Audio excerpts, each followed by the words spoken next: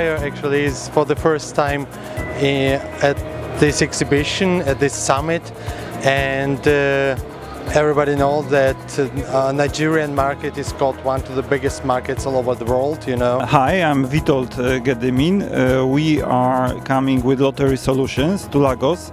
We are first time here and really look forward for new ventures and cooperation with new partners. I'm Isaac Abraham from GI Tech company based in India. We are basically one of the largest lottery software providers in Nigeria. We are here basically because we are pretty large in the lottery business, and now we wanted to expand into the sports betting business as well. Our expectations of that summit is to understand what the players, Nigerian players, or even it's not just for Nigeria, you know, all West Africa is at the moment here. And our expectations is to understand where the market is moving to. The challenge is, of course, there are a number of challenges as everywhere else, and I think Nigeria is no exception. There are, of course, some technical limitations with the internet coverage and the speed of internet. There are, of course, limitations. People are not aware that they can play worldwide lotteries from their smartphones. And finally, for some people, the price of the tickets in the New York or US or Canada lottery can be too much. So I think that of course there are regulatory constraints, but again, I think the situation is evolving, and we really look forward for a successful business here in Africa, here in Nigeria, here in Lagos. We have faced at the very beginning, 2012-2013, we have tried to enter the Nigerian market and hope that let's say European mind can deal with such big but somehow difficult markets as Nigerian as well, but it wasn't so. So 3-4 years of difficult experience brought us. We need to have people who understand this market, who pay attention, who is dealing with players, who speak to the players and ask them what they want to play, how they play, and so we have completely changed our let's say strategy, dealing through distributors who are placed at that market and who understand the market and who feeds us with the correct information. Like the very huge misunderstanding of us, we thought we just need to have internet connection, we can push all our games. It wasn't the case. There's been a lot of pressure from governmental sources, you know, trying to organize. The business is largely unorganized, so there's a lot of what shall I say? There's a lot of churn in the market. Let me keep it at that at the moment. So I'm hoping that with the regulation coming in and things settling down, the business would grow even further. That's what we're looking for and hoping that will happen. Okay, without wasting much of our time, I would like to recognize the presence of the DG, NLRC, National Lottery Regulatory Commission. So please can we rise for the standing ovation for the DG, Mr. Lanre Gbadagbé-Amila. Sir, please. Yes, sir. It is a great honor to deliver on behalf of the National Lottery Regulatory Commission a keynote address at this very important forum. I would like to congratulate the Association of Nigerian Bookmakers, in particular, the Chairman and Executive Committee, for the excellent arrangement of this summit and the consistency over the years in promoting a unified sports betting industry through the annual Nigerian Sports Betting Summit. I also applaud the co-organizers of this event, Eventos International, for supporting the Nigerian sporting market, sporting betting subsector, as well as the great efforts of founding sports betting operators who worked hard in conceptualizing the substance of this summit. It is no mean fit to maintain a platform to discuss issues affecting the sports betting industry and engage primary stakeholders in the value chain. For this, I commend the Association of Nigerian Bookmakers. I recall the tribunal that made the decision of sports betting operators to form a trade association for the purpose of engaging government on policies. However, with the insight, it is clear that the uneasy within government tackle was uncalled for. Rather, the formation of association would have been encouraged as a positive initiative it is. As requested by the organizers, I don't know whether things have changed since the last letter I got, I will highlight the reform of the Nigerian sports betting industry. We cannot do justice to the theme of today's summit. Like I said, I don't know whether that has changed. In reform, which is reforming the sports betting industry in Nigeria, issues and the way forward without tracing our history and comparing with current state of affairs to assess our collective achievements and shortcomings as well as determine the work to be done. The Nigerian sports betting industry is currently projected as worth hundreds of billions of dollars, contributing to our country's gross domestic product. Started with a leap of faith less than a decade ago, which I clearly remember very well because I was here in Lagos State as a regulator there, when a couple of young guys, I'm not going to mention their names, but they know themselves, came to our office, and we had to start the regularization of sports betting at that time. But time flies, and we're here today again, and we're seeing the kind of development that we're seeing today. As the sports betting began, betting was emerging, Nigeria was witnessing an evolution in technology with increased access to global world through the World Wide Web. For the government, it was a call to be proactive instead of reactive. Regulators had to go to school to learn about the emerging industry and influence of technology. Today, Nigeria has about 70 sports betting companies operating remotely, internally within its territory. Sports betting has gradually overtaken lottery as the highest revenue generating sector in gaming. It has also required a reputation as a source of employment and livelihood for those less than 10,000, for not less than 10,000 households, and positively impacting the social economy of many Nigerians. In the course of my job as a regulator, I've seen the transformation of young men and women from employed to gainfully employed, and from indigenous students to self-sponsored graduates as a result of our industry. Unlike other gaming subsectors, sports betting is considered a game of skill and not gambling. It is much better that in one of the eastern states of Nigeria, an attempt to ban the operation of sports betting was met with stiff resistance by youths of the state, who insisted that sports betting is a source of entertainment and livelihood for many of them. The expansion of land-based operations stimulates the economy as well, as property owners, construction workers, advertising firms, third-party agents, and complementary service providers benefit from sports betting. As a witness to the emergence of this industry, I'm quick to admit it has not all been rosy, as there are challenges requiring our collective actions and reforms. The most obvious challenge is the lack of adequate legislative and regulation framework in the gaming industry. The clamor for jurisdiction, revenue share, which started between Lagos State and federal government, has gained traction with more states joining the call for control of the gaming industry.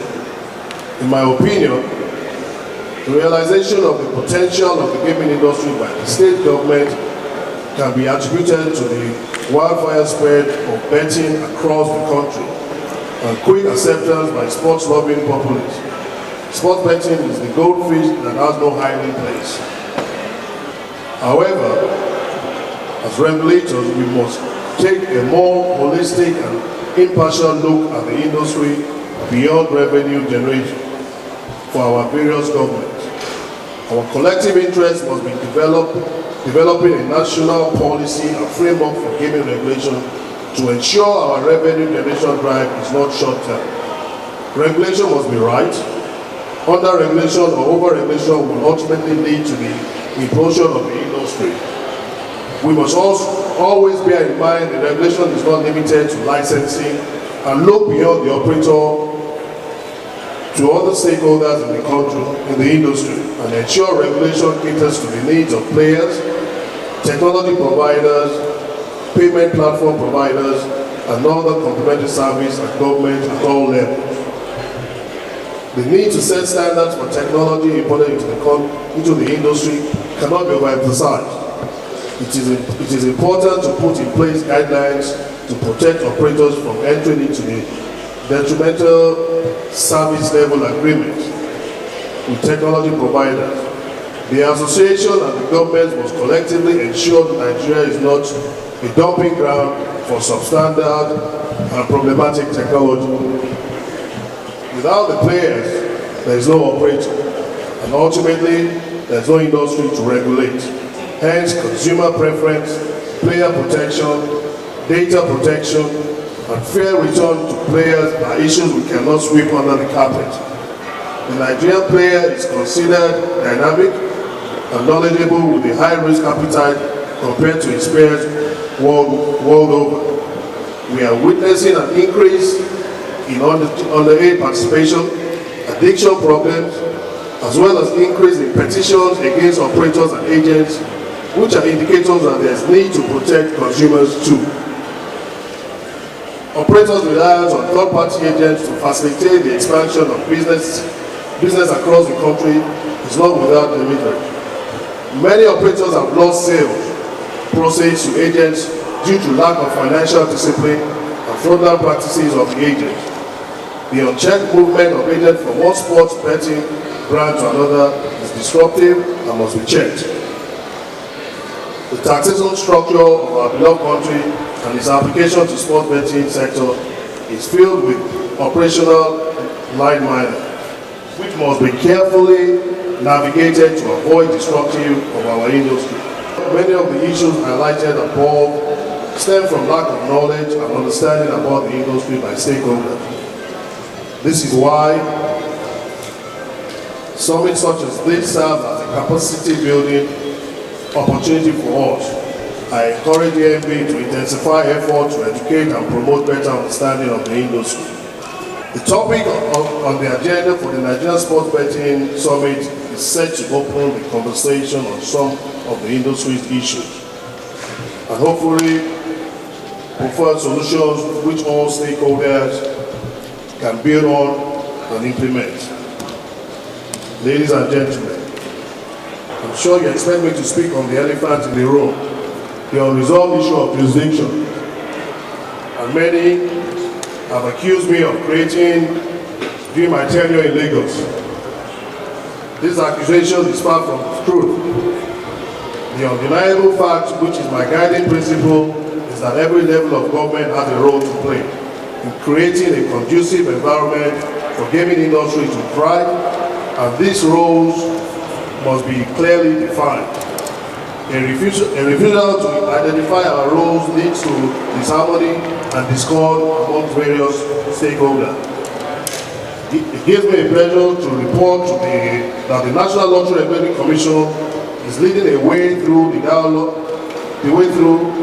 with the state regulators, operators, complementary service providers, and government to create a defined and sustainable industry. On our part as the apex regulator, National Lottery Regulatory Commission is determined to deliver a unified industry, taking cognizance of and promoting the interests of all stakeholders. Our approach to regulation, governance, and policy development is stakeholder inclusive. We count on genuine support, honest opinion, and dedicated contribution of all stakeholders to achieve the industry of our dreams. The process may seem slow, but we believe laying a solid foundation is paramount to developing a national gaming policy.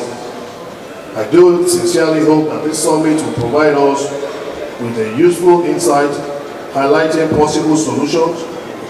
I trust all the participants will enjoy the sessions and leave this summit inspired. Thank you very much for your attention, and I hope this seminar will be a great success. Thank you. Thank you very much, sir. Mr. DG, NLRC, National Lottery Regulatory Commission. That was a fantastic speech. He touched on everything that I'm sure are on the minds of the stakeholders. And God willing, we're sure we'll get to where we want to get to. All right then.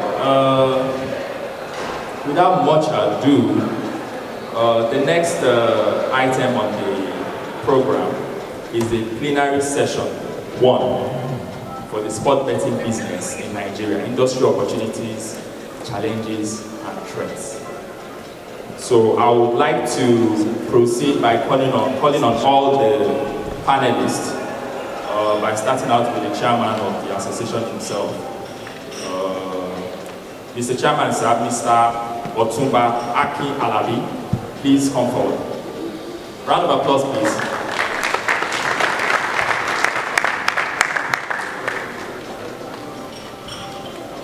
Mr. Jason Njoku, financial advisor for BlackBet, please come forward.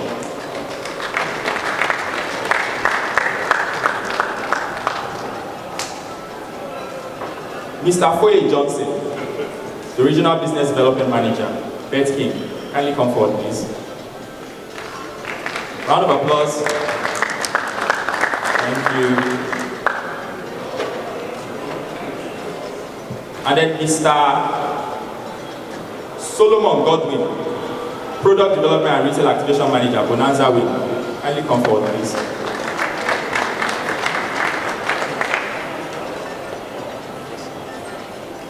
And of course, Mr. Sheung Akiemi, the Chief Finance Officer, Shawbet 247. Please come forward.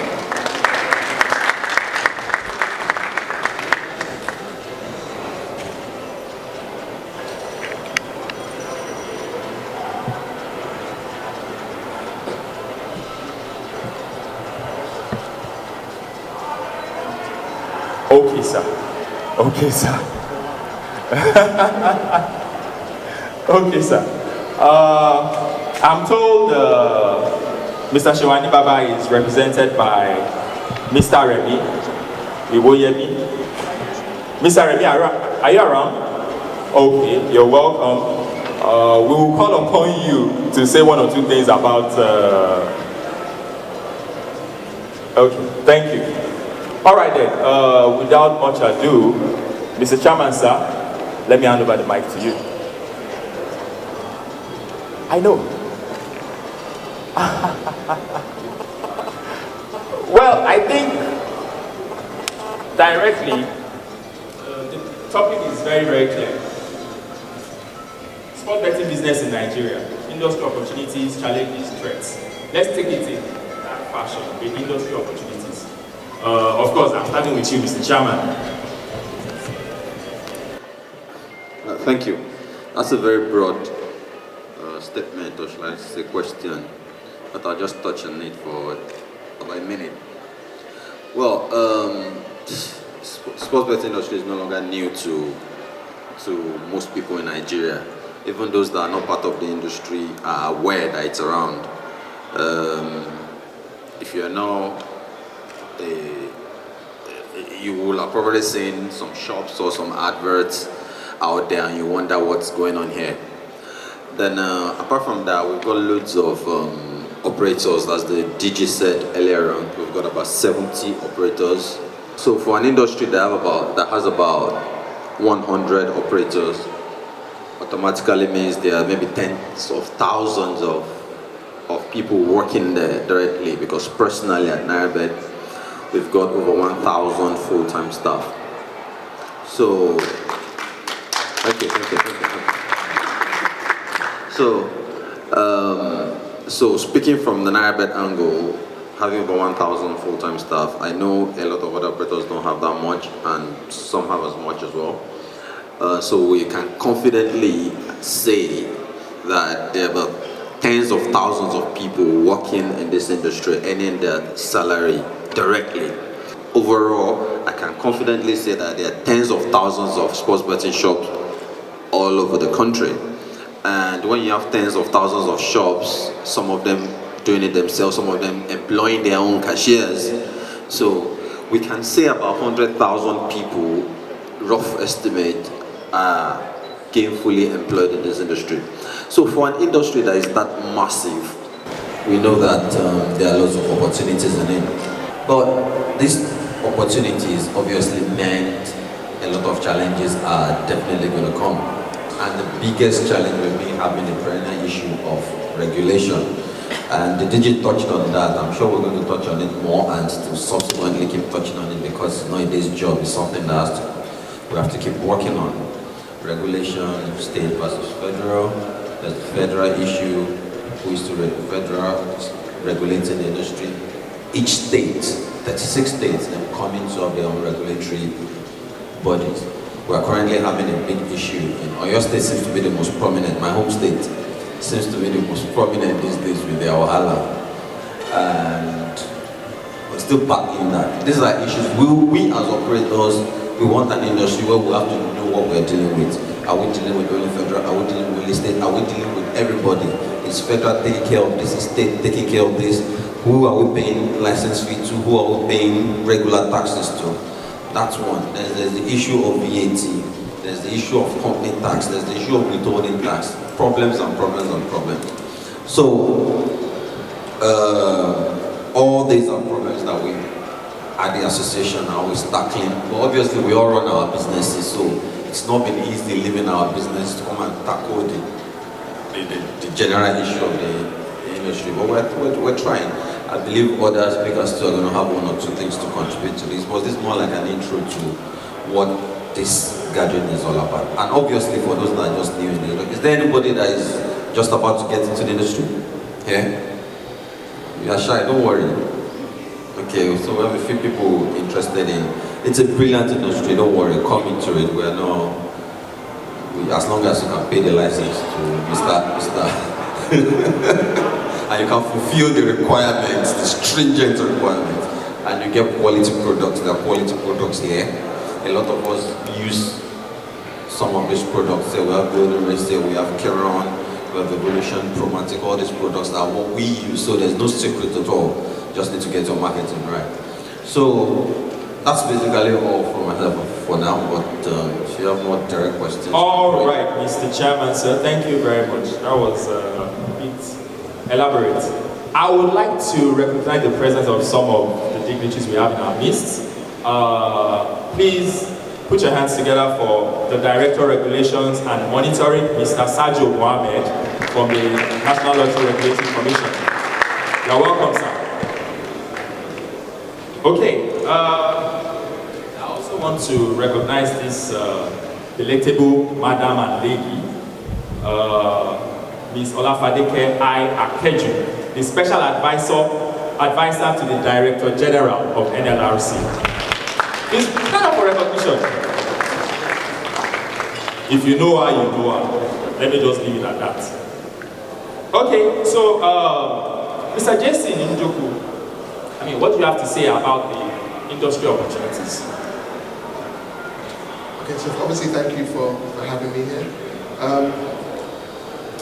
So I've come from the traditional consumer internet, sort of B2B internet world.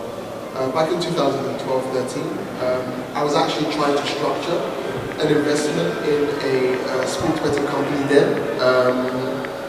And the big challenge as to why we actually didn't make that investment was actually regulation. It was a time before Lagos State and Akin actually had their regulation, and there was a lot of uncertainty around that. So at the time I actually didn't make that investment. But obviously I've been following Akin for the longest time. I remember the picture when he was the first person to get his official license, and obviously we've been fast friends ever since. So what I've seen over the last 8-9 years that I've been in Nigeria has, you know, the internet has had a dramatic impact. There are many companies, so the Congos and the Juniors and the Iroccos and the Paystacks, and all of these companies have been funded with huge amounts of venture capital. I think there's comfortably $600 or $700 million which have been invested into consumer and business internet companies in Nigeria.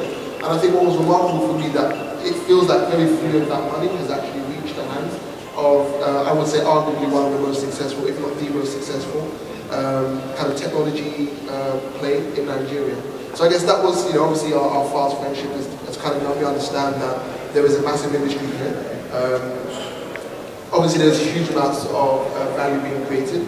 That the brands, if you ask people about the brands, they know, as well as they know Jumia, they know Naviga. As long as they knew Conga, they knew BetManager. So it's just that sheer ability to go above the line and reach into the hearts and the minds of the people. And even if you're not a player, you understand that the brands exist and they do provide value. So I guess from my perspective, coming into the industry very unique. There's still that concern around regulation, but there's definitely much more clarity in terms of people talking and trying to pull things together. And I think it's an early industry doing incredibly well, but I guess we're kind of at the cusp where things will change dramatically over the next 5 years. And I guess I'm happy to be an investor. I'm happy obviously to be an advisor, so not just with academia, with other people. I've gone about to different industry players and I've spoken to them to get a view of what their vision and what their understanding of the industry is. So I guess as an investor who's done some pretty successful investments in Nigeria, this is the most logical place for me to try and find my retirement fund. One of the things that is really lacking in Nigeria as a whole is that we're not there in terms of infrastructure. Now, if we have good infrastructure, then it will aid the sector. Now, one of the reasons why a lot of people are trying to go to the satellite stuff is because there are no good internet infrastructure. Now, so it's an opportunity. Now, if we have, because if we don't look at it holistically, we are not going to see these tiny opportunities. Now, satellite is doing well because a particular arm of an opportunity is on strike. So if we look at it holistically, we're going to see bits and pieces of opportunities that one can. And I think another opportunity that betting companies could look at is mergers. Then things, I think, will go a little bit more better. The figures we are bouncing around regarding the number of households the industry is currently employing, I think we may not be accurate with the figures. There are much more. Some markets are not taken into consideration, the informal sectors are not taken into consideration. So all these things, if we add it up, I think the industry is doing pretty much in terms of employment and all that. They've mentioned employment opportunities around the business. I don't want to overflow that because if the government is looking at the amount of what this industry is contributing to the economy, I can bet you that it's bigger than what Nollywood is contributing to the economy. Mr. Akiemi has spoken so much about every other thing we would have liked to talk about. I will still give the other panelists the opportunity to say one or two things. Maybe not the same thing that he has highlighted. Maybe some other perspectives about the challenges. The challenges and the threats, because I think those go hand in hand. Payout is average of about 90%, right? It gets worse sometimes, it gets better sometimes. So it's an average of about 90%. So if total bet's about 100 million, we're going to have about 90 million payout, right? So if you say you want to charge 5% VAT on 100 million naira bet, that means you want to take 5 million naira, and total payout is 90 million. That's 95 out of the 100. Now we're going to have our gaming taxes, which is normal, which you have to pay worldwide anyway. You have to pay your gaming tax. But the question is how much. Now the current fee, which we are still speaking, is 3%. right? 2 plus 1, yeah, 2 to the trust fund and 1 to the commission, 3%. So if VAT takes 5% out of 100 million, National Lottery and National Trust Fund takes 3 million. That's 8 million out of 100 million, plus the 90 million PR, that's 98 million. All right, which other one is there again? Which other tax are they asking for again? Withholding is not, that's supposed to be from the winnings, right? That's supposed to be from the winnings. But all these things, by the time you put it all together, so you wonder how operators will thrive. And if operators don't thrive, we can't expand, we can't employ. So there's danger that this industry can actually die from over-taxation and over-regulation. So I said at the beginning that we're excited about this industry, but if we're not careful, if everybody wants to get into the industry and take their piece, there's no doubt about it's going to die. It's not whether it's going to die or not, it will die. Sometimes when you go to your office, you receive a letter from all kinds of agencies saying they want to come and do audit, they want to come and do asking for one levies or the other. With that, you can concentrate on moving the business forward.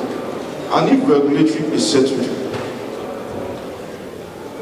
owners of business would have enough time to expand the business more, to create more opportunities, to synergize with other value creation businesses like InterSwitch, Paystack, and the rest. So that is the area I think we should all look at. Thank you. It's good that we're talking. Part of the engagement is actually happening here. So, Mr. Njoku. At least since June, July, since the last 7 or 8 weeks, Blackcoat's been operating, the cost of acquiring someone to deposit like $2 or $3 is about $30. So if you're paying $30 for someone to give you $2 or $3, that doesn't seem like a sustainable sort of model of business. And this is not even when next month we go into Premier League and everyone starts really pushing their marketing budgets, etc. So I guess it comes to that stream of every time there's a new person company, what's the first thing they do? They get a massive marketing budget, they push. 6 months, 12 months later they get tired, and then another person comes. So I think the biggest risk and the biggest challenge will be somehow correcting that. You're spending $30 to get somebody who's going to give you $1,000, which is like $2.7. How do you correct that and build a business off the back of that? And I think what typically has happened is companies will go to venture capitalists, go to financiers to actually raise that capital.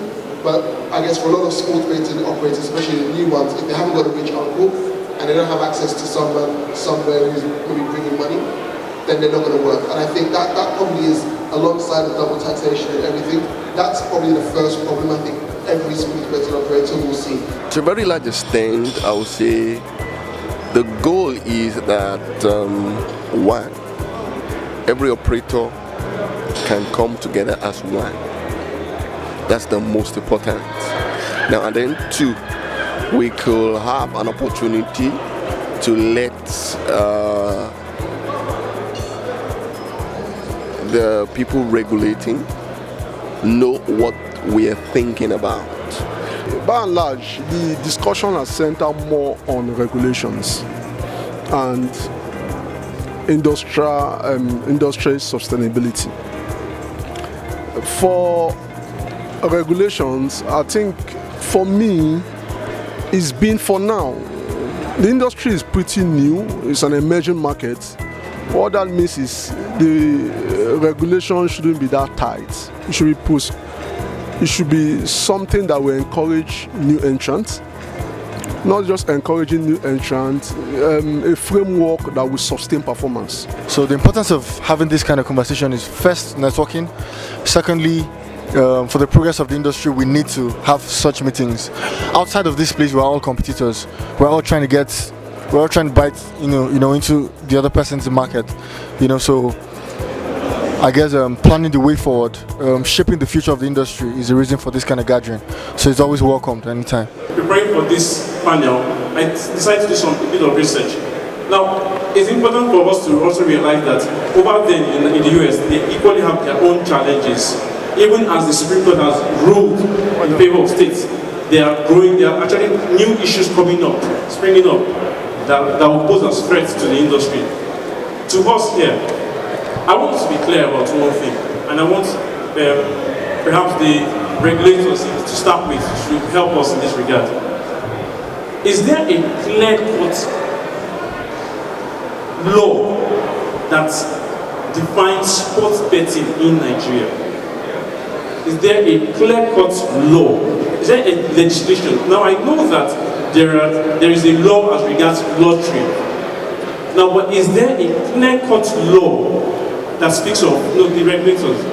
We'll start with the DG. Thank you very much. Yes, thank you very much. That's a very good question that we are very much aware that there is no good law in either the Act of the National Lottery Commission and also the Lagos State Lottery Board laws as well, because as you all know, I was their CEO for quite some time, and we had challenges. And I don't think they've made any, to my knowledge, or maybe my colleague here can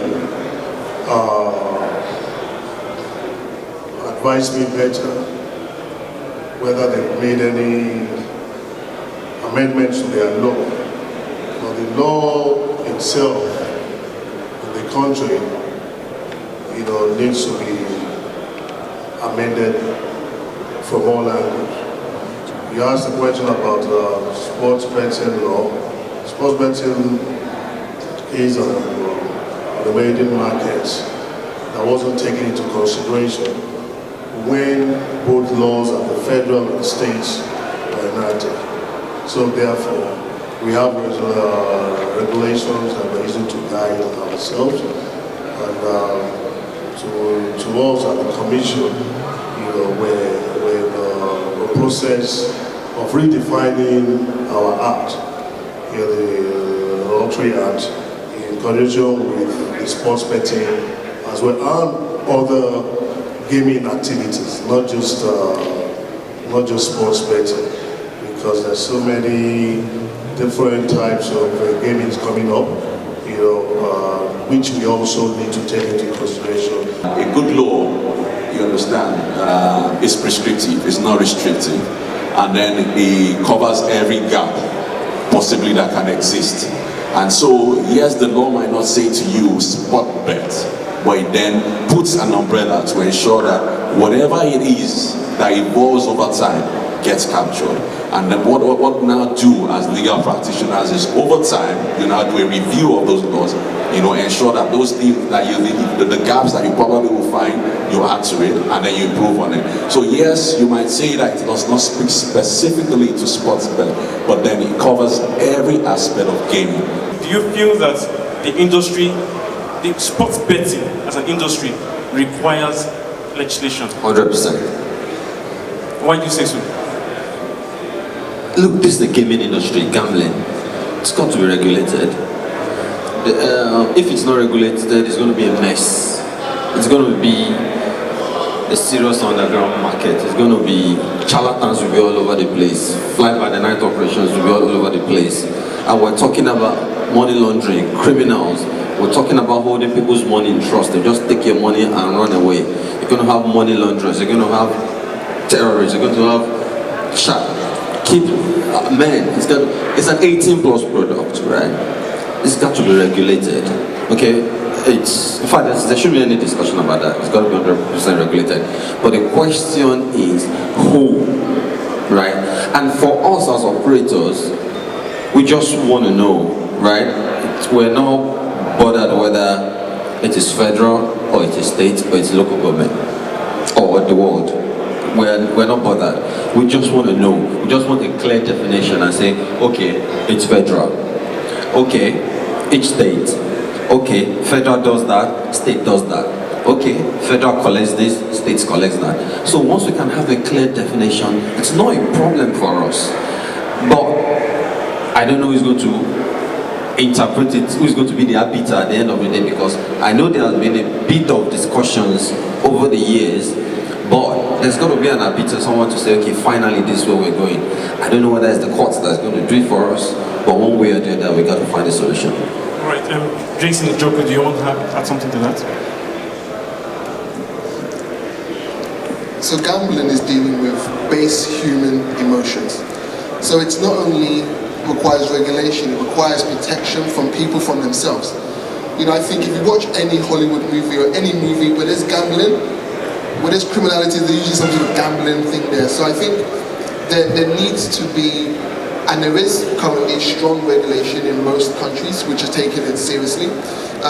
That needs to be supported by protection of players, and I know Akin and ANB want to do more around safe gambling, avoiding underage gambling. Again, we are still dealing with Nigeria and the infrastructural deficits, but there is still so much more that the industry will most definitely do. So I think strong regulation, it's there. There is an internal dispute which will ultimately be solved. It just will be solved. But I think player protection, because the industry will not grow if everyone who is playing becomes an addict and starts to affect other members of the society. And I definitely feel that there will be a day when women and men will comfortably be able to bet and have no problems with that. And just to put it into context, if you look at some of the big kind of gambling-esque type products which have come out over the last few years, if you look at cryptocurrencies, I equally know as many females who invested in cryptocurrencies as I do men. If you look at things like MMM, again a crazy but gambling type product, it was equally men and women who were engaged in that. So I think probably the biggest and the most amazing opportunity is to somehow find a way to give the safety tools to customers to protect themselves, and then start to diversify beyond like the man who likes football to everybody who sort of wants to just have a little fun, a little entertainment with disposable income, not I must make salary this month, otherwise my kids won't eat type of activities. But again, that is credible operators, and that's strong regulation to kind of create the framework for that. So I think as long as those two things are in place, I think the industry will grow, but I think it's just more important that those guidelines are really clear and there's like a document which everyone can see. So we need to, for us to really have a well-articulated law or legislation, we need to also address the issue of jurisdiction. That is part of the issue. I want us to be clear on this. Is that an issue in itself? Well, that's what I said practically. Basically, we as operators, right, we don't really care, right? And I believe I'm speaking for most of the operators. We just want it defined.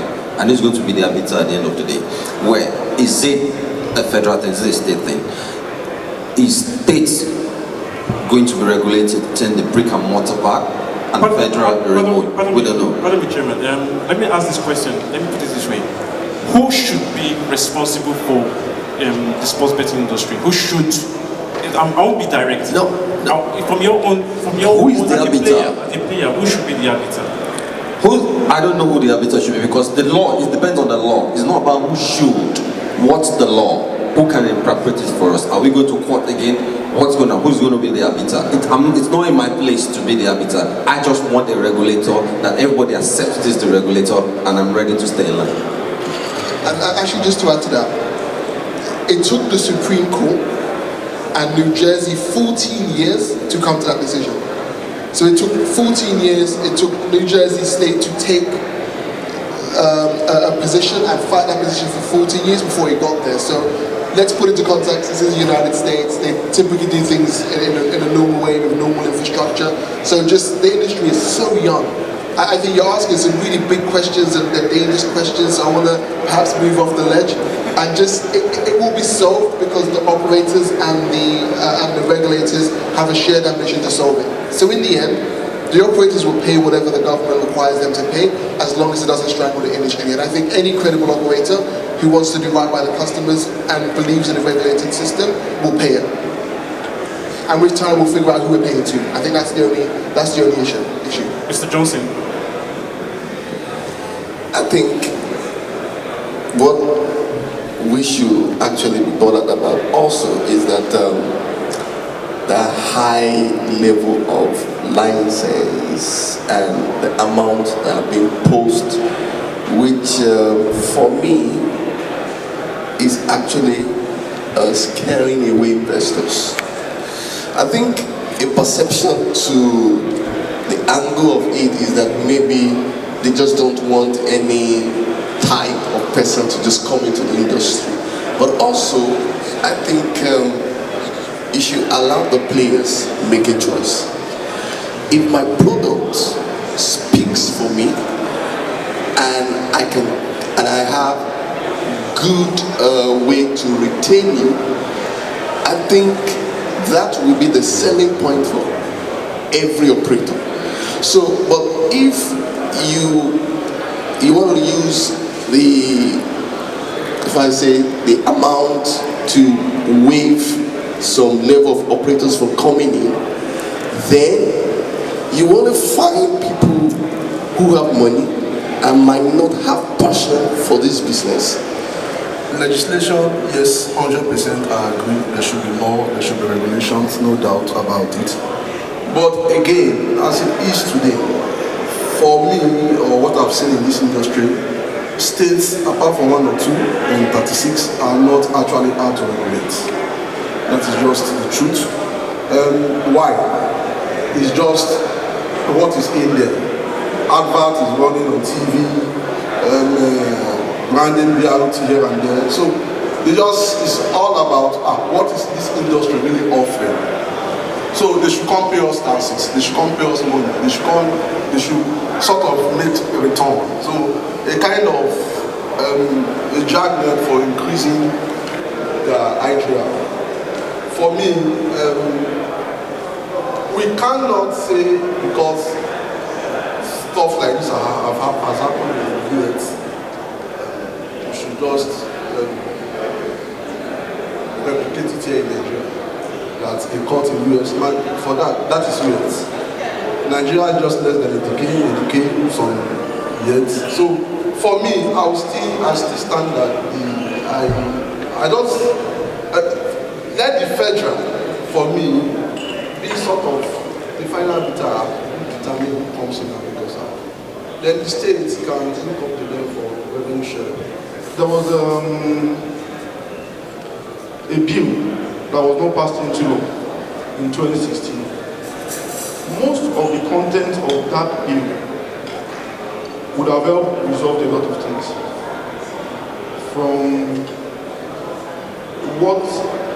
Because at the moment, you will see a lot of government agencies demanding that you should have withheld tax from the players that won. Then the question back to them is, when such player loses, do you give them tax credit, which they are not able to provide answers to? But because you are not deducting those things, at the end of the day, the responsibility or the liability still falls on the operator. That law or that bill states that the winnings should be exempt from tax. And if it's very, very clear that winnings is tax exempt, no government agency will write to you to be demanding what is not from you. Very clear. If it is very clear that you don't have to pay 20% to a particular fund, another 5% for VAT, another 3% to NLRC, another amount of percent to Lagos State Lotteries Board, another amount of percent to Enugu Gaming Board, and the likes like that. When they are saying percentage, apart from a flat fee that they also collect, you won't have anything to even pay punters at the end of the day. That is what is killing the business. We are not saying we don't want to pay, we want to pay. But what are we paying to each of you? Because you can't all be asking different kinds of, even up to the agent level. Some are beginning to ask the agents for a flat fee per annum. Now, if you are asking that flat fee per annum, the internal revenue of that state will also ask that same agent to come and pay direct assessments. So what is the agent paying on as well? The same thing that is happening to the operators is also happening to the franchisee at the moment, and is also happening to the punters because they are beginning to demand taxes from them. So there needs to be a clear law that addresses all these issues. Yes, like several other sectors, a lot of people come in. But what you should check is the rate of retention. Not because, okay, Mr. Chief Ogara mentioned that, people did not really do their homework. You see, that is also part of it. But more crucial is that aspect of the regulatory bodies that have, up till now, not been able to harmonize things to the extent that an investor can take a look at the sector and say, okay, these numbers make sense. You know, we have more transparency in the system, we have more people coming forward, starting, you know, on a minimal level and actually growing the business. Before you even get started, you have a lot of regulators already crowding you and saying, hey, where's this, where's that, where's this levy, where's this tax, where's this license and all that. So what you're having at the end of the day is that a lot of people that should be coming to the regulators are going underground, hoping that they could break even, break through, and then regularize. Thank you very much. Mr. Wayne, you want to respond to this? Thank you, Mr. Wayne. I hope I'm right. All right. You're right. I think, with due respect to you, you are doing a disservice to the industry by saying that there's so much challenge that does not allow people to survive. Well, the way you've painted it looks that way. As I said, with due respect, Mr. Harrison Ogara, who is a co-regulator, has said something that is, how would I put it, valid and vital. Because we deal with a lot of investors regularly coming into the industry trying to get license. And what we've seen over time is that most investors, especially local investors that come in, never do their due diligence. They never do their due diligence. And it's so obvious. We say, to the point that we're now being pressured that please just give us the license. And we say, no, your books, your business plan does not speak to the survival of your business. Your contract with your technical provider shows the fact that at the end of the day, you are doing all the work, the technical provider is taking all the money. How does such business like that survive? It's not possible. So I will also take from what Mr. Sheil said. I think the problem is not over-regulation. We're missing it. What's over-regulation? That is, there are policies and what they call it, laws and legislations that are stiffening the continued operation. But that's not what it is. Let's check all the other jurisdictions that are outside of Nigeria. They have more stiffening regulations. We are not there. A lot of you operate with things, with substandard, what they call it, operations that would not fly in any other country or in any other state anywhere in the world. But you're surviving and you're thriving very well. It speaks to the fact that we're not yet there in terms of regulation. I must say, Korea must appreciate my DG. You understand? Here's this called stakeholders meeting. It's pointed things that we must do together to get what they call it, the industry right. And those are the things that we're looking to do. You understand? So in terms of overpricing, I don't think, like the DG said, no, overpricing, overregulation I've dealt with it. Overregulation is talking about laws that stiffen operations. But there are no laws that stiffen operation. So the question is not about who should regulate. It's about what role should each regulator play. I'll give you a good example. The United States has a population of about 356 million. And each state regulates what they call it, gaming operation in there. South Africa, which has 8 provinces, has about 50 million. You understand? Each province regulates. But then the national plays a vital role in setting the bedrock. You understand? But we they now build their own laws and their additional conditions for the safety of their community. Because you must remember that each community, each state has indigenous and people they must protect. So it's not about who should do what, it's about what role should it play. It's not about who should be the regulator. There must be a local regulator, which is the state. There must be a national regulator. But what framework are they working with? You understand? Licensing, I tell you for free, the states do not necessarily have to have all the sports bets operators in their state. Because you have to look at how do I grow the revenue, what are our targets. So you need to make a decision. How many licenses do I want to issue? What's the strength of my state? Do I have the same population as Lagos to be able to say, okay, or do I have the same commercial power as Lagos? The economic power of Lagos to say, I want to have all of them coming. In Lagos, what we're doing, and that's why we've raised the license fees, is to say, look, we don't want anybody to just come in. We don't want charlatans, like mine, Otumba said. We don't want charlatans to come in. And to protect them, because they put a lot of investment into the industry. So how do you come in and then you can't be able to operate? Or you now have people that open one shop and say, I've got a betting license, and then it frustrates you. So that's the reason why we've raised the bar. So that if you know you have what it takes to come into Lagos State and operate a betting license, please come with your plan, your business plan. I'll give you, I wouldn't mention names, but we've had operators that just take a license in 2-3 months. And already they are doing very well.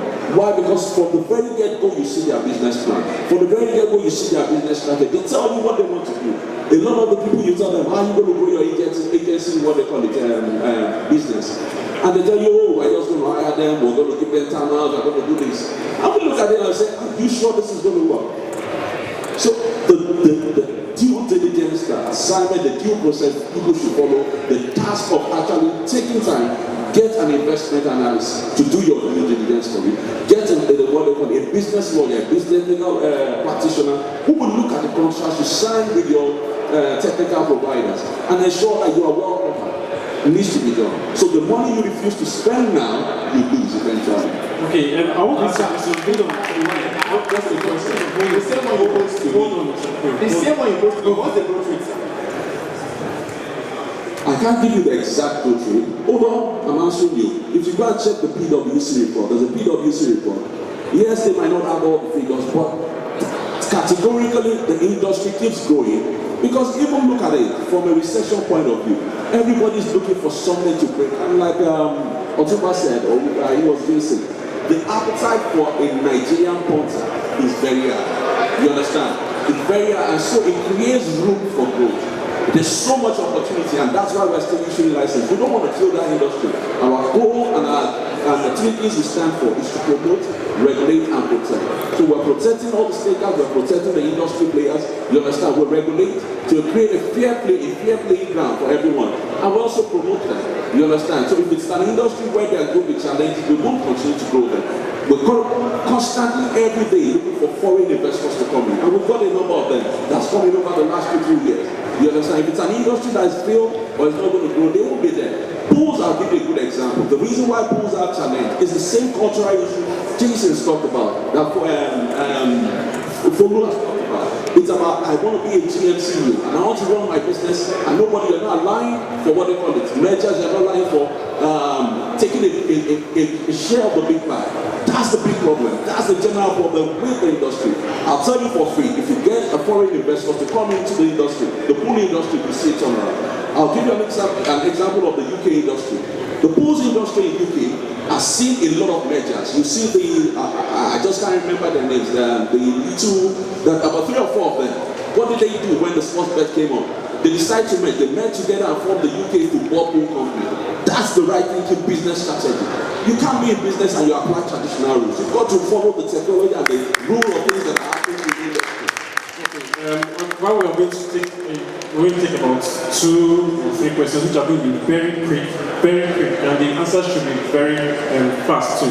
Let us take a comment from all of you. Good afternoon.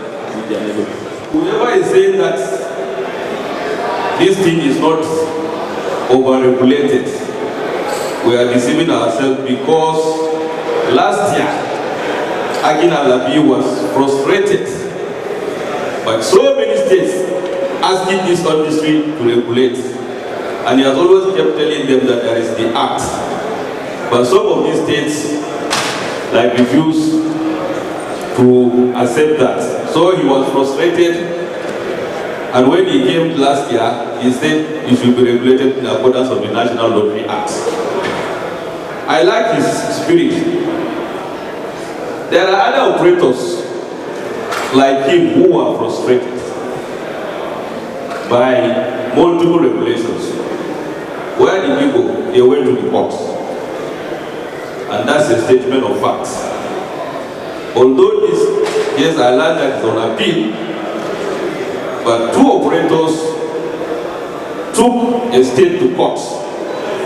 And the Federal High Court clearly stated that once you have a license granted or permit granted by the National Lottery Act, you don't need to have any license or permit from the states.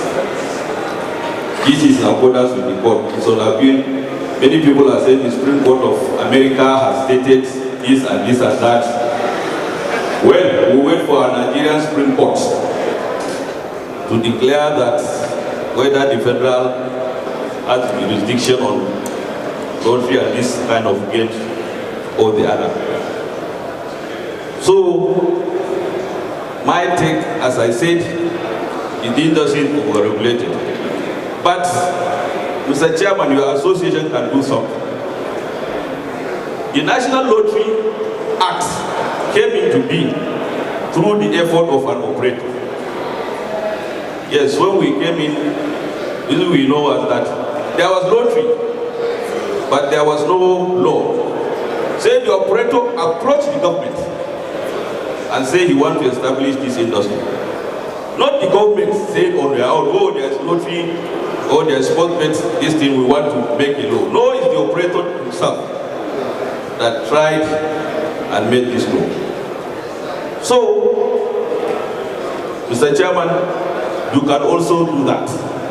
Your association can also do that. And thank God I understand that you want to contest for the House of Representatives seat. Maybe by the time you go there, you will try and influence the establishment of a law that will cover this industry, so that we'll not be having. In fact, a local government, an operator came to me, he said the local government said he must pay for a license. He said, why is this taking us? He brought the letter, and I had to call the local government secretary, and I asked him, why is your law covering lottery and sports bet? He said, no, sir, my chairman made that law. I said, does he have councillors? They are responsible of making bylaws. He said, no, sir, it's the chairman that wrote that. So we have this kind of situations. In most states, they don't have such laws, I will admit. And if you say, I'm not, go to most of these states, they don't have any law on lottery of these things, but they said, these operators must have license. Regulation doesn't kill the market. Regulation is to support the market. I was part of the UKGC. When UKGC started in 2000, I was part of the commission. And what was great is they took people, actors, people working, running games, and we were part, and we were meeting every once a week to discuss and make proposals. So it was not like the regulation against us. We, as actors, we provide most of the regulation really in the UKGC. If you go to UKGC, the toughest regulation comes from us, from actors. We say we want session time out to protect players, because what's happened? What we know at games is, and what is our DNA, we always in our DNA, is be the player. Be the player. Without player, there is no gaming market. Absolutely. We do everything we do as a regulator. We push for the regulation to be tougher even in terms of how we protect players. We introduce session timeout, say no, nobody should sit in this computer play for more than 2 hours. We will, as an actor, it was us who pushed it to the regulator, and the regulator say, great, great. So a lot of the things you see in the UKGC came really from us as operators. So just to tell you, because I think that maybe UK like Nigeria is like UK used to be 10 years ago, when everybody was scared, regulation goes to kill it. But regulation has really killing off the market. So all the dead wood's gone. Players feel safe to play. More players, women come to play because they feel safe. And I think that's a great thing. So I would say you should work with the regulator and try to come to a point where people feel safe. Overregulation could kill this business, could kill this industry. If that happens, investors' funds are lost. There's depression. Lots of jobs, higher unemployment rates. You know, and there's going to be an influx of foreign investors who actually come in because they want to launder their money. Because you're not going to make so much in Nigeria, and it doesn't really make sense from a business perspective to run this kind of business in here. What are the efforts being taken by the regulators to protect the potential corporate partners? That's number one. And any research in place to also help potential investors in this business? We have enforcement teams. We've built on that. You understand? For this current administration, there are three things that drive us. Transparency, innovation, and excellence. And so for those things, we focus on getting people to inform us, providing the avenue. So that's why we improved our social media. So you see us on Twitter, you see us on Instagram. We've also deployed the USSD, where you can always inform us of things that you find that are in abuse or in violation of the gambling industry. That's one thing. If you look around, you see all the good causes, the attacks and the protests are being used for. So you see the number of vehicles by the police force. You see in terms of education, where funds are being put into good use to see that the community or the society benefits from the good cost taxes. So, and even from the operator's perspective, you look at the number of the operators that are being involved in so many projects. From a sports perspective, you see some of them sponsoring sports, football, and all of that, to encourage the young people to move away from vices and put their talent to good use. I know that some of them have done even music-ons or musical talent runs and all of that. So those are things that we're focused on. So we're not just taking the money and then putting it in the coffers of the government. If you look at our legislation, it says that about 80% of that funds goes into education, it goes into infrastructure, it goes into security. Regulations has to be there. Without regulation, this industry cannot survive. That's just the bottom line. If you think that regulations are too much, well, sit back. Sit back and enjoy it. Because there's still more to come. Yes, there's more to come. And we need to work together. We're not just regulators to drive everybody out of their industry, out of their business. No, that's not what we're all about. We're taking every sector up to underage that you mentioned earlier. It's something that it's a problem, and it needs to be dealt with decisively. And we have policies that we are formulating for that. We've instructed our operators that they need to have in their shops no underage allowed. We have enforcement that checks all this out, even the advertising and all that, has to be taken into consideration in terms of where you do your adverts and what you say. For you to advertise about anything in the lottery industry, in the gaming industry, it should be regulated as well. It's been great coming here. In terms of expectation, I think it's the usual expectation every year. We expect that this is our own conference, if I put it that way, because we know we've had a MICE conference, if you're familiar with that represents Europe and America. So this is ours, this is our pride, and we believe that a continued discussion, a continued deliberation of how we can improve the industry is good for the industry from a regulatory perspective and also from operator perspective. And we believe it also helps with the marketing in getting more punters and more people to be aware of the gaming industry. I'm taking away the stigma which you have around gambling, which is the false negative, you know, assuming that it destroys life rather than build life. Over time, we've seen a number of punters who's been blessed, you know, either by winning big money they put into projects, put into being business back, you know, to take them from their difficult financial situation. And so that's the storyline. That's what we want to keep selling. And we believe what the AMB, what you guys are doing is great. It's awesome. It helps us to, you know, improve the industry. It helps us to grow the industry. It helps us to gives us feedback as regulators at areas that we need to work on. We need to make progress. We need to improve on, you know, to help create more enabling environment for our people. And talk about the technical providers. So every time we come here every year, we see new technical providers.